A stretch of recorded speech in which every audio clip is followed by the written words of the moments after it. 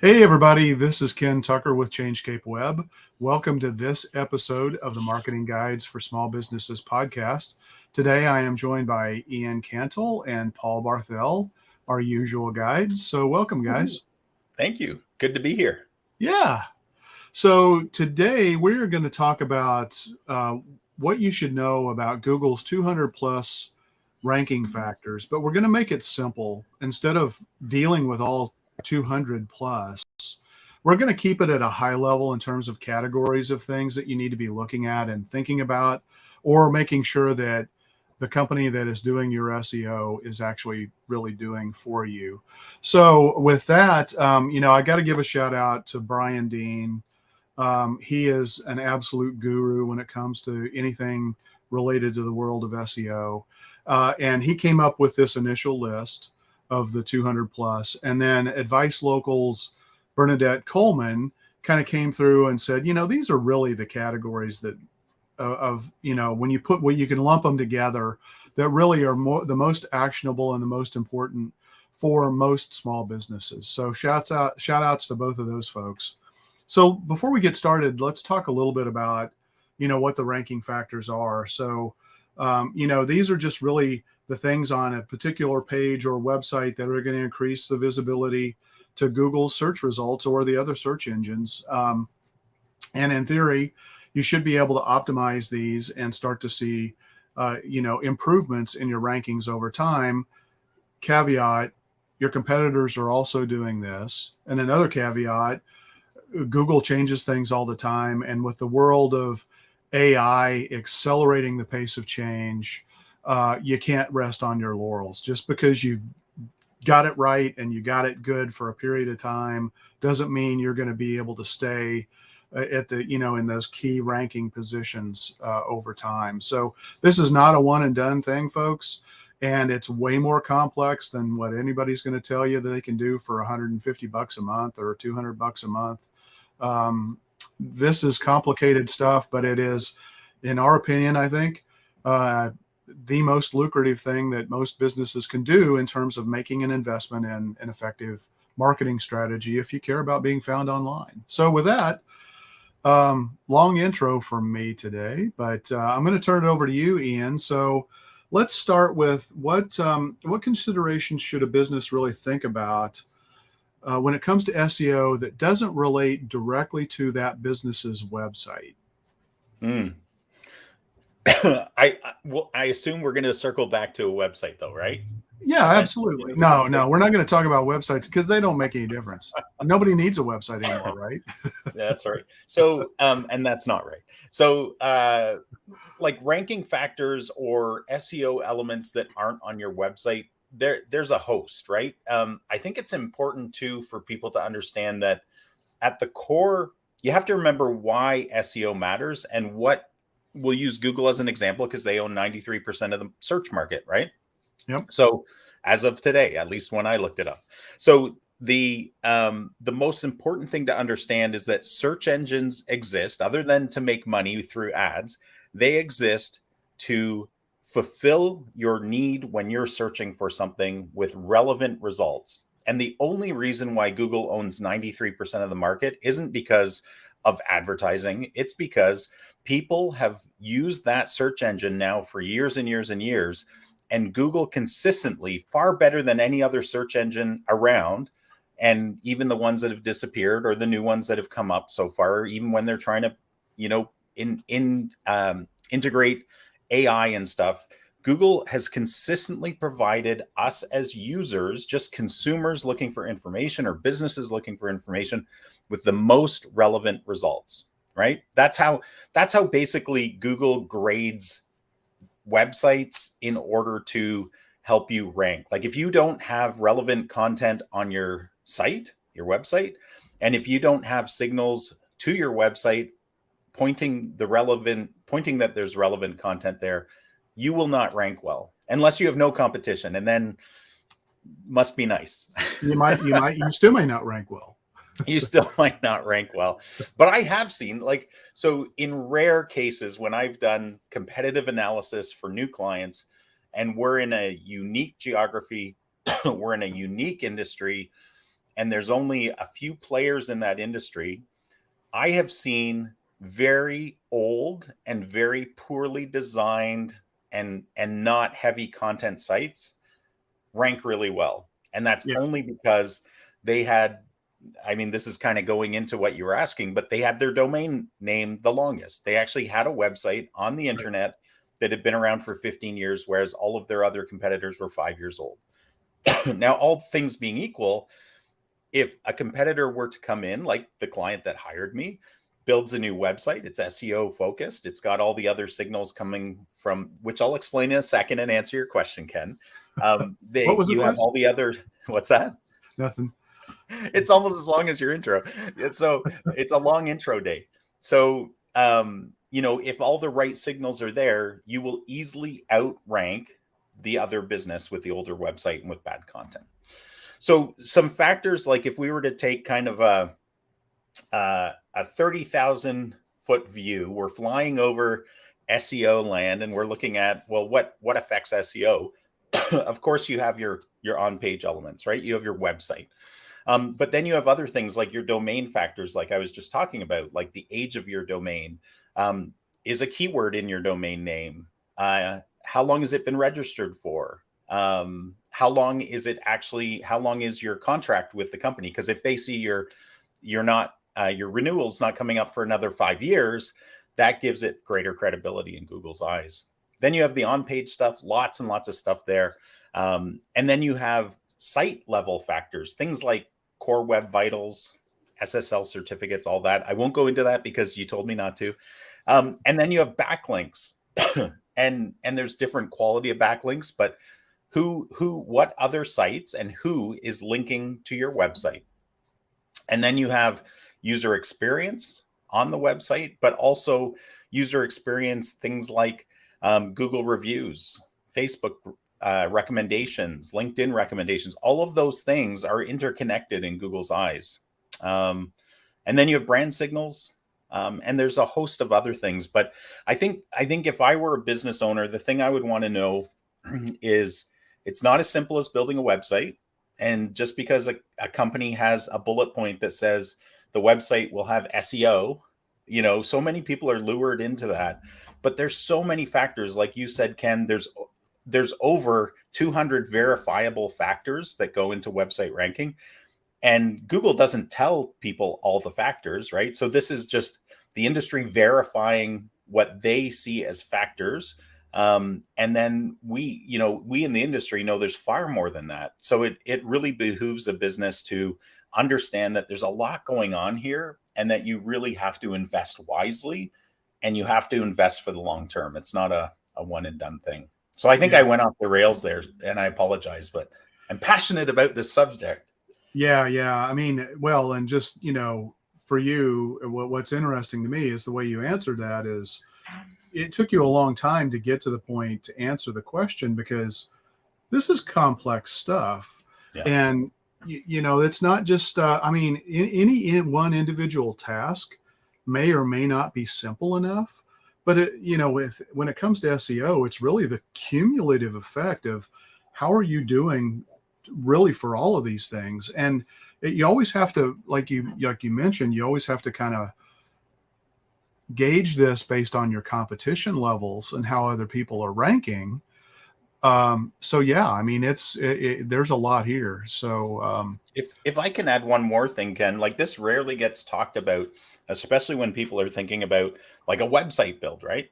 Is that all of this work you're doing or investing in to help you rank better on search engines, it has to have keyword research done at the beginning. You have to have an SEO plan or you will fail. You're shooting in the dark with a mask on, being spun around 5 times, thinking that you're going to hit the target. It's not going to happen. Like you really do need a plan. And so if I were to, say one thing to any business out there, like don't skimp on the SEO plan and the research, because that is what will guide your efforts and make your investment worth, provide a return. Yeah. All right, Paul, you still there? Yeah, I just woke up. Sorry, Paul. All right. So let's talk about user interaction with a website or even with a business listing. Is that important? Yes or no? And if yes, elaborate. If no, explain why it's not really something that anybody needs to worry about. No, you don't even need a website anymore. All you need is a Facebook page. That's it. You're good. All right, cool.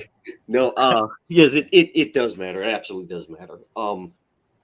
And even like your get to the website in a minute, but even your Google My Business, you had sent a really interesting article on categories and how additional categories make a difference. And you have to make it clear to whoever's searching for your product, service, whatever, what you do. And one of the examples is attorney. Well, if your category on your Google business profile is just attorney, well, okay, do you practice every single area any attorney can cover? Or do you focus on certain areas like family law or divorce, child custody, things like that?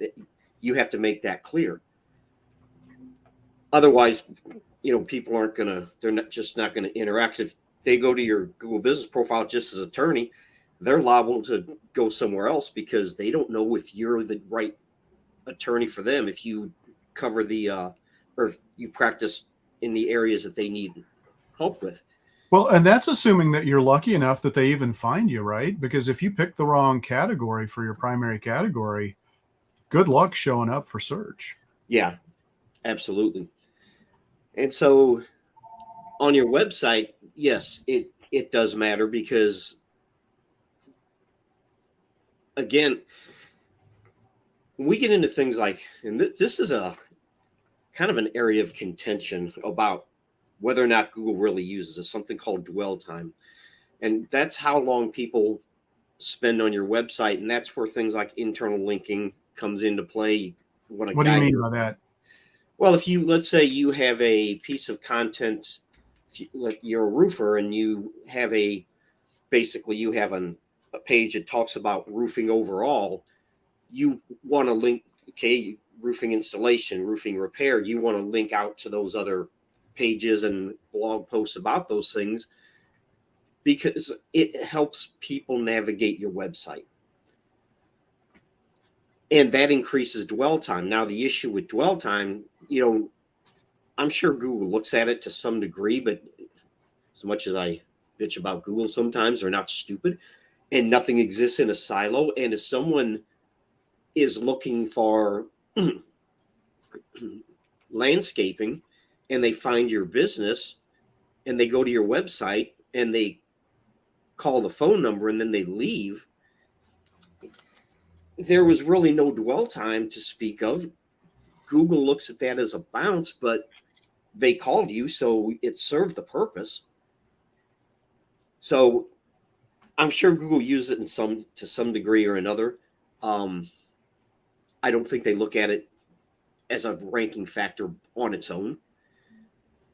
They have to know better than that. I'm sure they do. Yeah, I'm sure it's got to be contextual. Yeah. And things like content depth, and this goes into, covering a page or covering a topic in depth. Me and Ian we're talking about this a little bit last week, where how long does a blog post have to be? Well, it has to be long enough to cover the topic, and you have to look at your competitors, and there's also different kinds of content. I'm not going to go into that, but kind of Ian was talking about keyword research. Well, you have to do content research too. If you want to rank for a certain keyword, plug that into Google and see what kind of content is ranking well. Because if you write the wrong type of content for a keyword, you're probably not going to rank. But, getting into content depth and covering something, comprehensively, if I look up, and the example I use with Ian is how to make homemade glass cleaner, I don't need a 2,000 word article telling me how to make homemade glass cleaner. You need this and this and this and this these proportions, and you mix it up and there you go. That's all you need. Now, if I want to know about how the divorce process works, that should be a very long, comprehensive article, and linking out to other information about that. But Google uses a lot of things in content freshness that can increase user interaction. And Google does some things that are kind of creepy. They use your browsing history, they use your search history to deliver results. They look at your bookmarks. People don't realize it. And this is if you're using Chrome. If you're using Edge, they can't do it, or some other browser.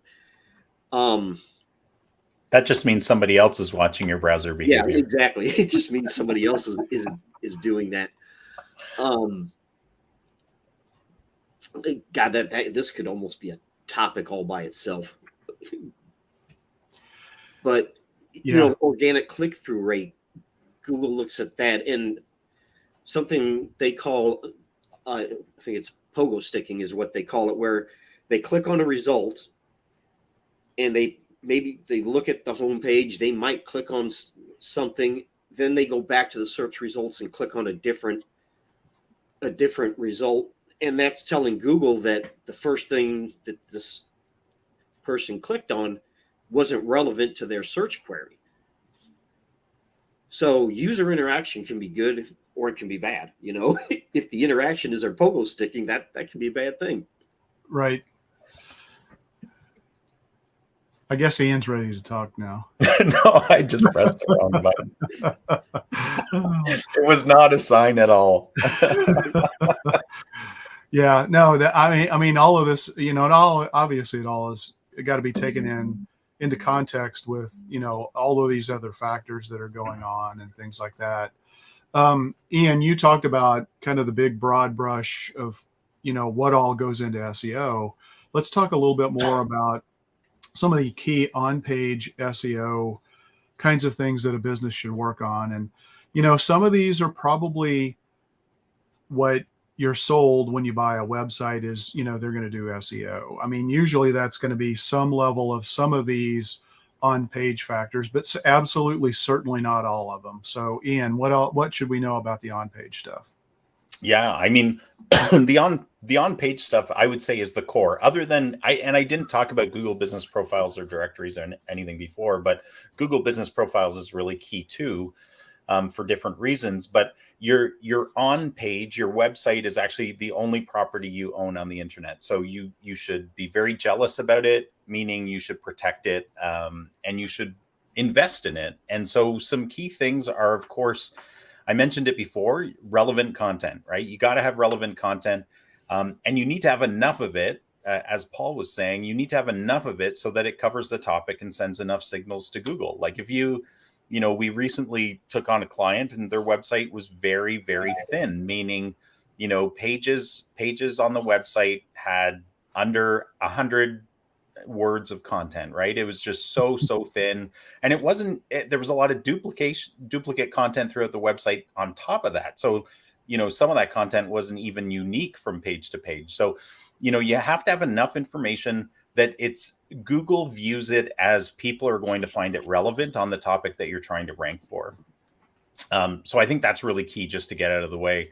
And then there's a whole bunch of other things, like there's technical things, right? Are you using the structure that HTML gives you the opportunity to use? Like, are you using the H1, H2, H3 tags properly? Are you using bullet points properly? Is your title relevant to the topic, and does it include the keywords you want to rank for, right? There's so many little pieces that make up such a big part. Do you put alt text on your images? Does your website, is it SSL? Does it have an SSL certificate? Is it secure? I mean, couple of years ago, we went through a huge, tsunami of having to move everybody over to that because that became a ranking factor, and people were dragging their feet on moving to a secure website because for some at the time it cost extra money, and now it's just part of hosting, right? But but how fast does your page load? I mean, there's so many factors involved.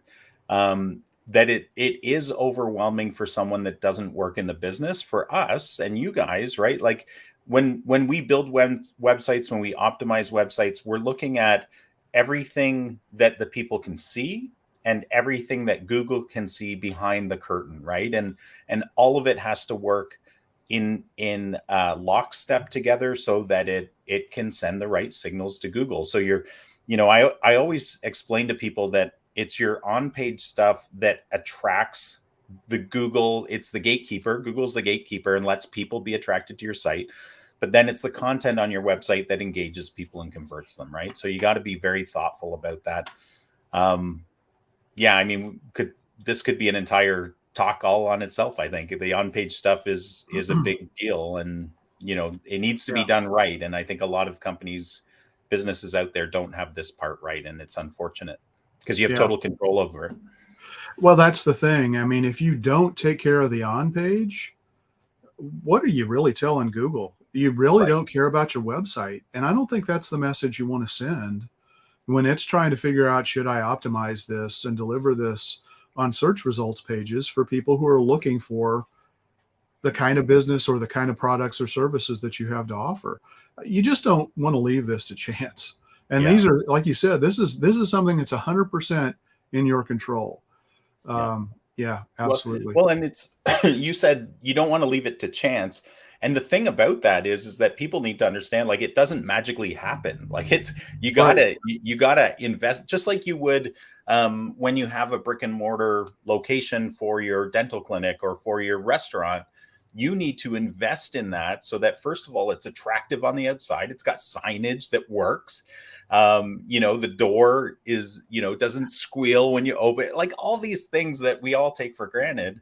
But essentially, for your online presence, you need to do the exact same thing. And you need to, just like you would upkeep a real property, you need to invest and have a budget for upkeeping your virtual property and making sure that it looks good to people year after year, and it gets refreshed when it needs to, and all that kind of stuff, because it does reflect on your brand.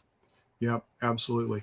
So that's actually a good segue, because now I think we can kind of talk about the inside of your online store, if you will, your website, and that is, Paul, let's talk about things like page age and newness of content. Do those things matter for SEO? Generally, yes. I'd say one of the exceptions is if it's what we call evergreen content, like your about page, probably don't have to update that on a regular basis. If you have like your staff, your team members on there, and someone leaves or you hire someone new, you're going to want to update it. But if your about page is about your business, why you started your business, things like that, that's not going to change probably. Okay. If you have time sensitive content, it matters more. And this, Google actually talked about this at one point, that the more, like for news sites, for instance, freshness of content obviously is very important because the news changes. But if you have a blog post on your page about how to patch a concrete wall, you probably don't have to update that a whole lot because it's not going to change. Patching a concrete wall probably hasn't changed for 50 years. There's different products out there, but how you do it probably hasn't changed. But it does matter. But I think what's even more important than that is consistency of content, and get into some of this other stuff later. But making your website easy to navigate and easy to find things.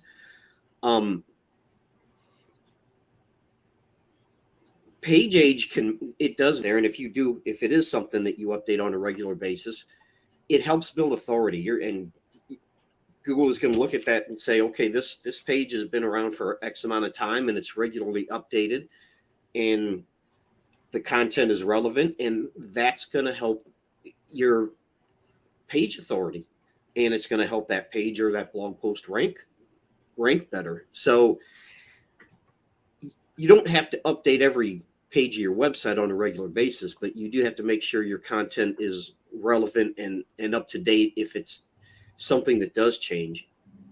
And go back. Sometimes you need to go back and look at your older pages and say, okay, this needs to be updated. Most of this information is good. Some of it is outdated. So let's change that content. Let's update that content. There's other things on page that probably don't really want to get into, but things like structured data. You have to have that, because that helps tell Google what your website is about, what a particular page is about, what's important on that page.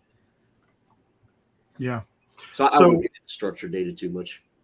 So I'm a little confused, because you used the example of, how to patch a concrete wall, and that doesn't change. But it also sounded like you said that Google does value a page that's been around for a long time, and that you are regularly updating it. So to me, it seems like even if that page, the content itself doesn't really change, adding a link to say, here's a project that shows a before and after, and linking out to some new content, or writing up a new paragraph that describes, how that's changed, is beneficial. Is that right? Yeah. And like I said, and maybe I should have clarified, because the technique of patching a concrete wall probably hasn't changed, but the products out there that you use have changed. So linking out to a product, you talk about, okay, here's how you do it. And by the way, here's the products we recommend to do this. That's going to change. And yeah, sure, that's an update. I would call that a minor update, but it's definitely beneficial, because you are telling Google that you're updating this from the standpoint of, look, this product to do this used to be good, or maybe it doesn't exist anymore, and this product is better and it's newer, and you don't have to, this product has all the polymers already in there. You don't have to mix two different things, so it's easier to work with. So yeah, things like that. So yeah, I get that is content update, but it's not like you're going back and rewriting and doing a major update to that piece of content like you would maybe with other things. Yeah, I mean, so in some cases, things are clearly old and out of date. Like, for example, the world of social media. If you were a marketing agency and you said you did Facebook marketing, back in 2010, what you might be able to do and how everything works could be substantially different, today. And if you haven't gone in and changed that content, then that could be a problem. That could be a problem for sure. Yeah. Okay. All right. So Ian, let's keep on the theme of content. What factors should people consider when they are creating content and they're developing content for their website, or I guess other key digital properties? Sure. Yeah. And again, I would always start with your keyword research to know what people are looking for related to your products or services or business. And then yeah, it's make sure you're building out relevant content.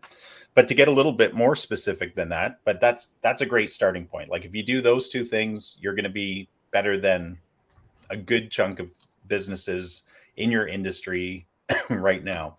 But if you want to get more specific, Google announced, I don't know how many years ago it is now, but they announced the EAT principle, or the EAT framework, and it used to be EAT, which stood for expertise, authoritativeness, and trustworthiness. And they added in a new E in the last year, and it's experience. And so when you're thinking about your content that you're going to put on your website or other places, right? Because this is how Google views content across the internet in a highly simplified manner, right? That's one thing to keep in mind. Excuse me, is that experience is really demonstratable firsthand experience on a topic, right? So if you're a fitness instructor and you can demonstrate through your content that you actually instruct fitness, it will help you, because Google will see you as having experience in that. And then expertise what your content says. So is it high quality content? Is it relevant? Is it accurate? Right? Google has, Google crawls essentially every website out there, right? There, not to exaggerate, but like most content is crawled, and Google has a pretty good beat on, the sites that matter most, and so it's comparing your site to other websites, especially excuse me, as you get into your local area. And so you need to show that you have expertise in this area. The next one is authority. So what do peers say about the content? What does the publisher say, which is probably your business? And what does the author say? And so that's really important. So you need to be thoughtful about, how is the content perceived by the people that read it most? And then trustworthiness. What do customers say about the content? And so this is, introducing reviews into things. All of that plays a really big part, because it shows that people trust your experience and your expertise and your authority. And so, those are if you follow the EAT principle or framework that Google EEAT that Google has set out, then it's a good place, I think, to start for most businesses, and it'll help you tremendously. The other thing to think about is when you think about other people linking to your content, that's really important as well. Like the quality of who's linking to your website content is really important as well. So, meaning if CNN, Fox, whoever, some big news outlet were to suddenly see you as an authority in the space, and they were to link to an article that you wrote, then all of a sudden they have a super high authority in Google's view, and they're actually linking to you as an authority on that topic. That link authority basically gets passed on to you to some extent. And the opposite is true, is that if you just have a whole bunch of non-authoritative websites linking to your site, it can actually drag you down. They can be anchors to you rather than hot air balloons or something. Trying to think of an analogy. But yeah, content is really important. And of course, there's also the whole mixture of content now where, when Paul was talking about freshness of a page, adding in a video that, maybe in the past you haven't been big into video because it was harder to produce and not nearly as big from an SEO standpoint, or even from, it was just not as many people were producing video. Now more people are producing video. It's become easier. All of our smartphones can do it to some degree. And so to update how to build a concrete post or something like that, and you have a video that goes with your content, that's an update to your webpage, right? If you add that video in. So, there's some pretty easy ways to do that, but it has to be relevant for sure. Did that answer your question, Ken, or did I just go way off track? No, I think that's good. So, Okay. So, what's interesting is when we write the content, we have to write it for humans to consume. Yep. But we have to know that the search engines are also going to be consuming it. And so we got to think about the user experience. And so a blog post is a great example. You want to format a blog post so that it's easy to skim, but easy to drill in and read the section that's important to people, because Google's looking at this, right? I mean, that is going to factor into this concept of dwell time. They may click through to a link that takes them to another relevant article that was introduced, maybe by that blog, or referenced by that blog, and go to another blog post on your site. So you really have to think about, not only the content you create, but how you lay it out and design it to be consumed on a page. Even though you do that primarily for humans, it still has impact from an SEO perspective, because Google sees that behavior. So yeah. And then the nice thing is like, even though you have two audiences, right? You have the robots, you got the Googles, and you got the people that you want to attract that Google's the gatekeeper of.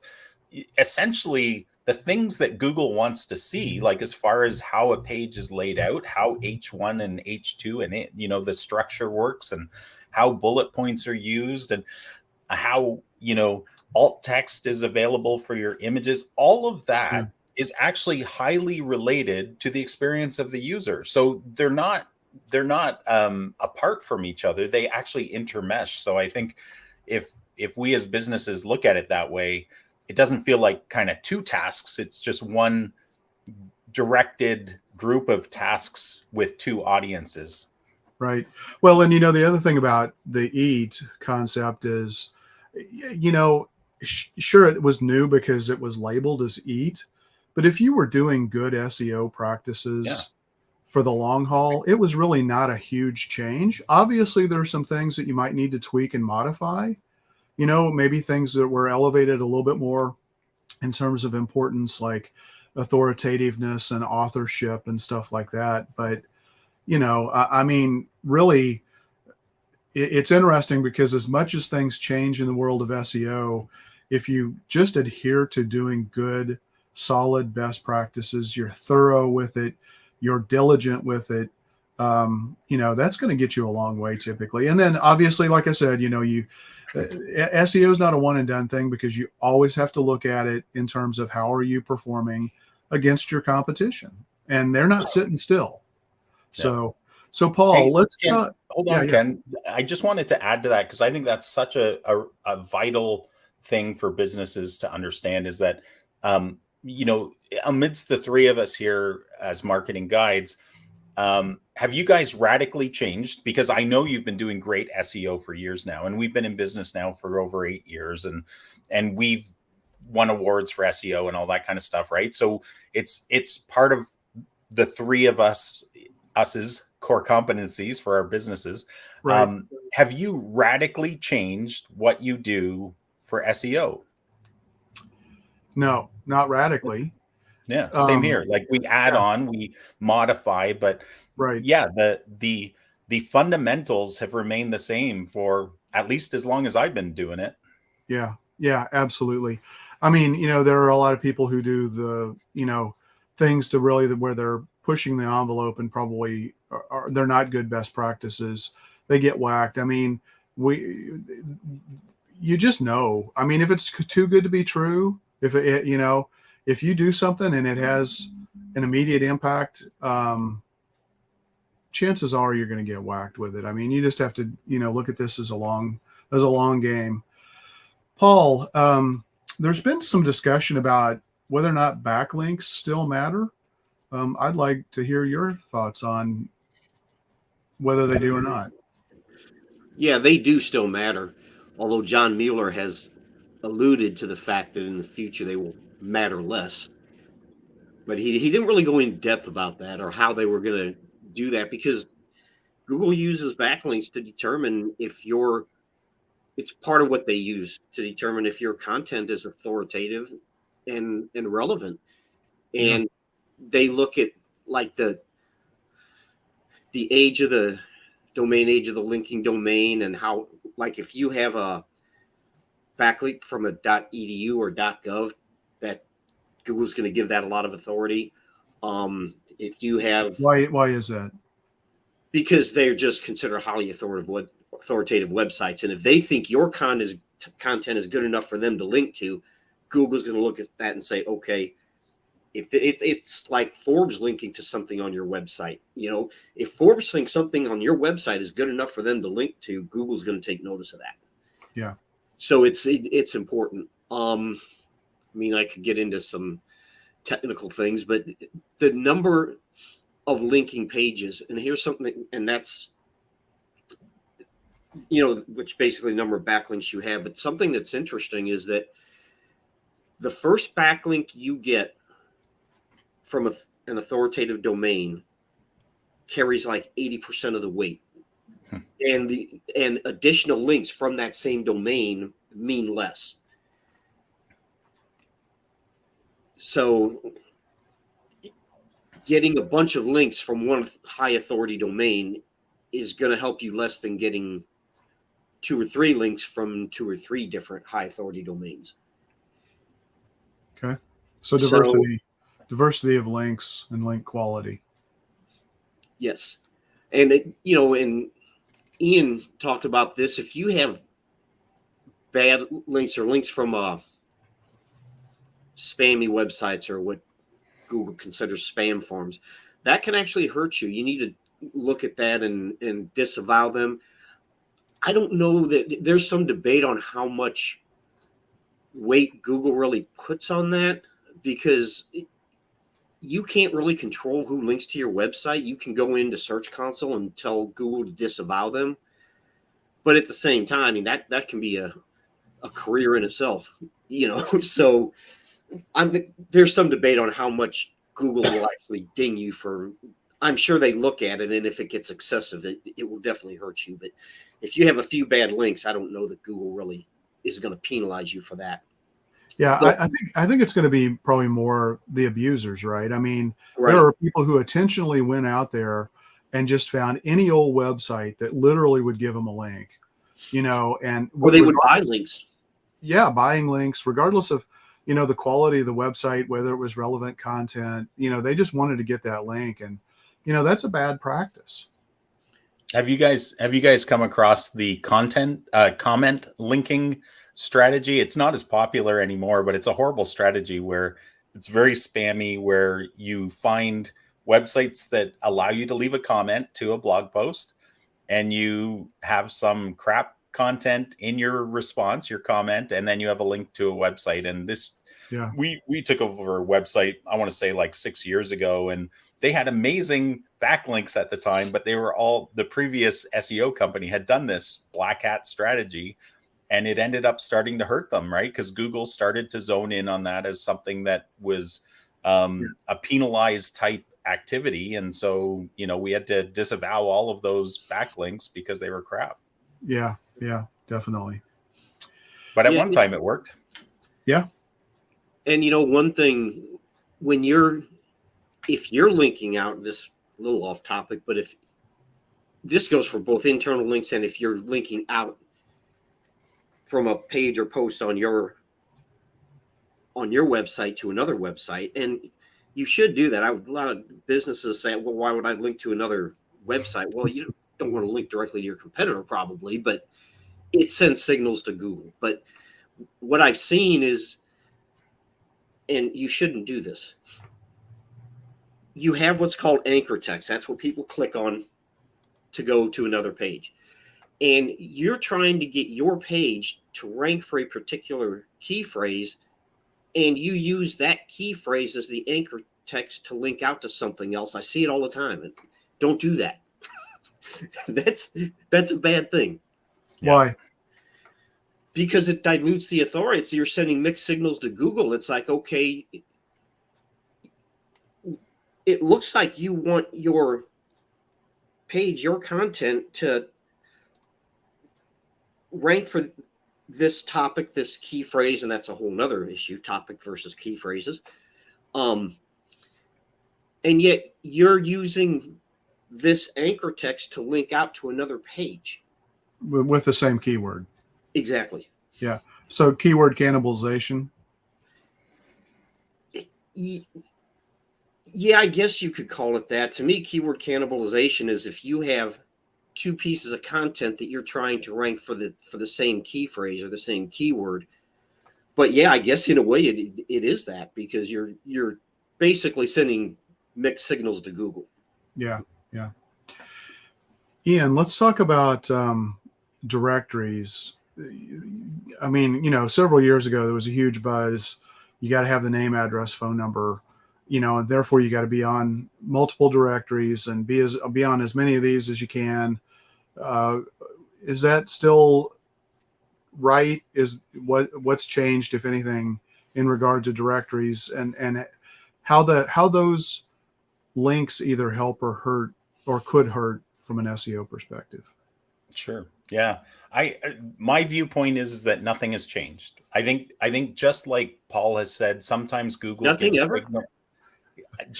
Yes, things change, but just like Google, through their channels of people, sometimes give directional thoughts like this doesn't matter as much, or like they're during discussions, right? Like, no, Google never comes out and says, hey, here's all the factors and here's what's not working anymore. So it's always what I find is that, and just so our listeners know, like, this is the stuff we in the industry geek out on. You guys don't need to worry about half of this stuff, right?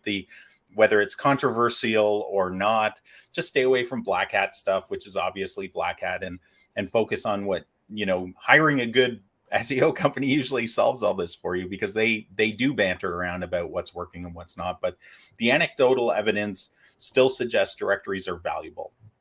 And just to give a little context, so directories are anything. They could be Yelp. They, essentially Google Business Profiles is a form of directory, but Google loves Google and it's their directory, so you better darn well be there. But Right. excuse me, like, there are thousands and thousands and tens of thousands of directories out there.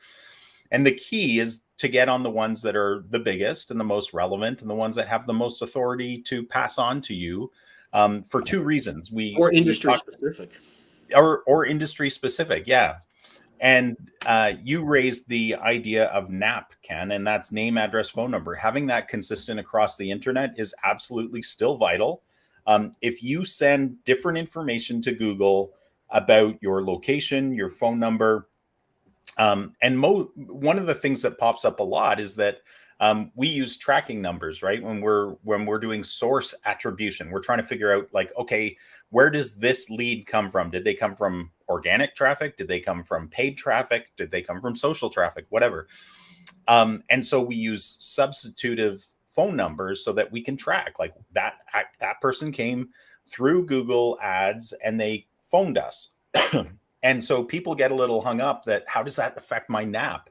But Google's created, ways around that help us as marketers to be able to still, not run into NAP issues. But, if you have suite spelled as an acronym, or suite spelled fully for, I'm at suite 200 in my location, that just raises red flags for Google, which can, lower its perception of your, we're legitimate business. We care about the details. This is where we're located, right? So I absolutely do think directories are still valuable. I wouldn't throw them out. It's a pretty low cost part of the whole SEO delivery, and it's still really valuable. Yeah. So, I mean, beyond just the NAP information, I mean, just the fact that another website sends a signal to the search engine to say, yeah, here's information about this business, is valuable stuff. And, are directory links the same as a link from a website like Forbes or something like that? Or, are they in a different classification? They are. Yeah. It's not the same type of content. So that's a really good question. Yeah. And yeah, just, because we're in the industry, we know what the high value directories are that any business should be in. And, right. That's the most important part. And just to stay on top of them, yeah. keep yeah. Local directories as well. I mean, a lot of people are like, chambers of commerce typically are going to carry a lot of domain authority in a local market. And so it's always a valuable link if you're a member of a chamber, if they're linking back to your website. And why do you think that is, Ken? Why do you think a chamber has power like that? Because I think that they're seen as trusted sources. I mean, their job is to represent businesses, and a lot of people confuse chambers with Better Business Bureaus in some cases, or even tourism centers and things like that. But every chamber is different. I mean, in some cases they may have all of that. In some cases they may just literally be focused on being the business association, but it's organized around an association. And association websites, if they're relevant to your business, local or the type of business that you do, they usually are some of the most valuable directories that you can be in. Yeah. So, Paul, let's talk about, this is kind of some of the answers I think you're going to give here are probably an evolution of what we were just talking about. What else is important for a business's SEO? that we haven't really talked about, Yeah. or need to elaborate more on? Yeah. And well, just to touch on what the question you asked Ian about directory links, there's content links and there's non-content links. Mm. And the directory links are non-content links. Not that they're not important, but they don't carry the same weight as a content link does, which is a link from another website in a piece of content that they have on their website and they link back to you. It's a link within a piece of content, as in a blog post or a page, Right. not just a directory listing. But yeah, it's kind of all these things we've been talking about. Internal links, we've talked about that because Google tries to crawl your website the way a person would navigate through your website. And that's where internal links are really important. And they help Google navigate your website. They help the user navigate your website. They're an indication to Google what's important. We talk a lot about pillar pages or hub pages. And if you have you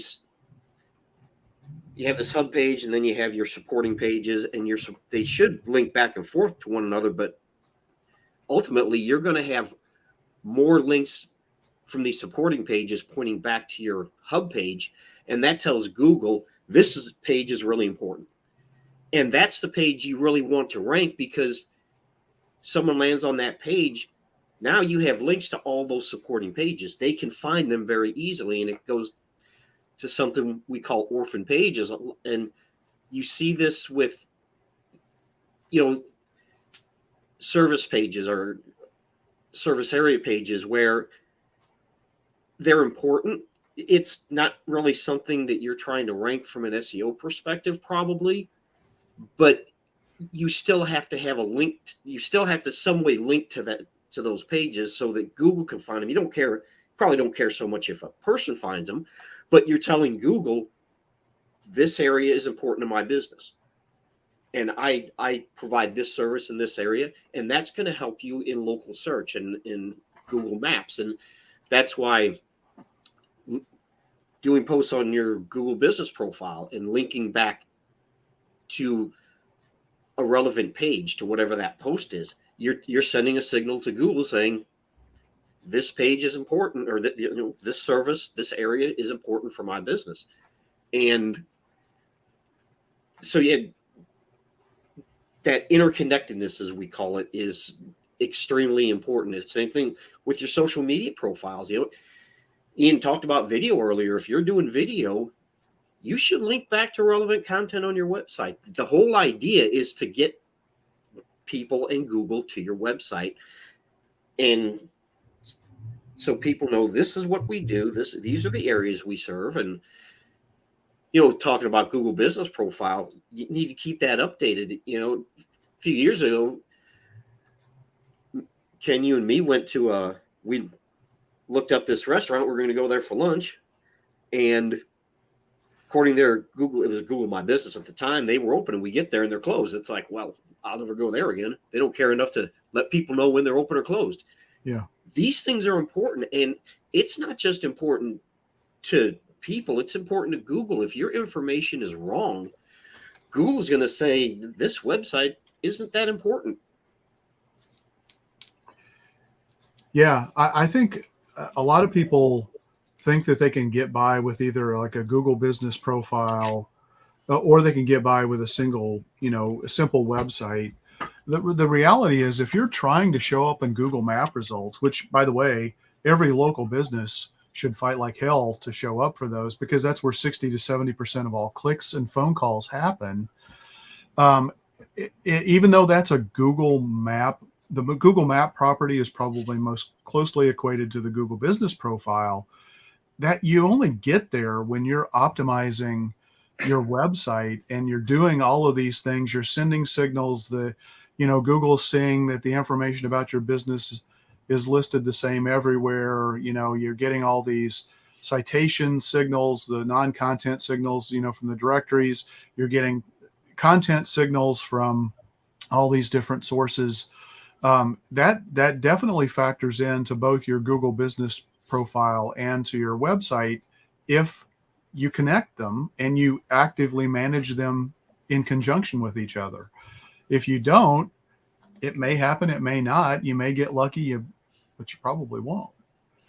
And we haven't even talked about reviews, which is, that's a real specific thing to do, for your Google business profile. But reviews, as Ian mentioned, again, they're signals that send trustworthiness signals to Google when they're wanting to check, when they're trying to figure out, okay, well, here's a bunch of reviews where people are raving about this business. Here's the business's website. Okay, they look like they're a quality company that delivers on the promise that they make to their clients. It's social proof. Yeah. And Google's algorithm has evolved, and nothing exists in a silo anymore. Not too long ago, you didn't necessarily have to do a lot of these things to rank, and you could do things that now will get you in trouble with Google. But Google is looking at all these things in an interconnected way. So you can't really ignore any part of this. Well, it's called the web for a reason, right? Right. I mean, if your competition's ignoring it, then you obviously don't have to do as much. But if they decide since COVID, if they decide not to ignore it anymore, right.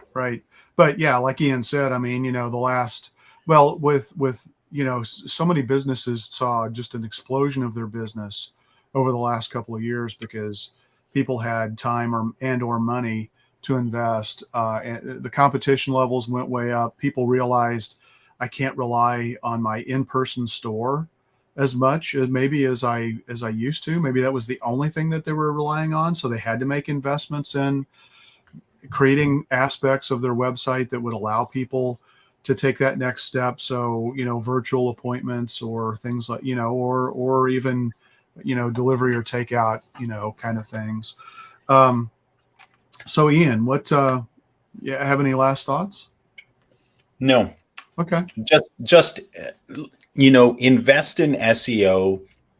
Don't blow your brains out trying to figure it all out yourself. I mean, I do understand budgeting. I do understand, you have to put your money where you need to, but find a good, smart SEO provider. They will work with your budget as best as they can to help you where you're able to invest now, in the hopes of helping you attract more business so you can invest more of that back into your SEO smartly.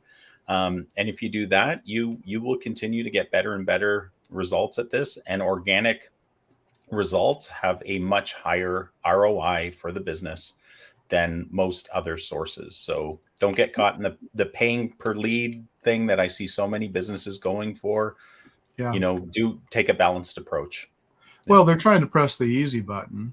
Yep. And yeah, it may work in the short term, although paid ads are far less as effective as an organic strategy. As I just mentioned, 60 to 70%. What's that? They're getting more expensive. They went up 300% in the last year. Yeah. And, 60 to 70% of people click on the Google Maps results for local businesses. Only 10 to 20%, and I think it's more like 10%, are clicking on paid ads. And once you stop paying, they go away. So Ian, you mentioned a key word, and that's investment. SEO is an investment. It's building the infrastructure of your business in regard to how it's found on and perceived online. And if would you hire somebody to build your house and spend hundreds of thousands of dollars to build your house without hiring an architect and developing blueprints to build the house? You may. I think you're going to regret it pretty fast. So this is super important. With that, we're going to wrap up. Thanks so much for listening, and we'd love it if you would share this podcast with your friends or colleagues. Maybe not your competitors if you're so inclined, because you want to get ahead. But anyway, Ian, take us out. Yeah, until next week, invest wisely in your marketing and keep calm and market on.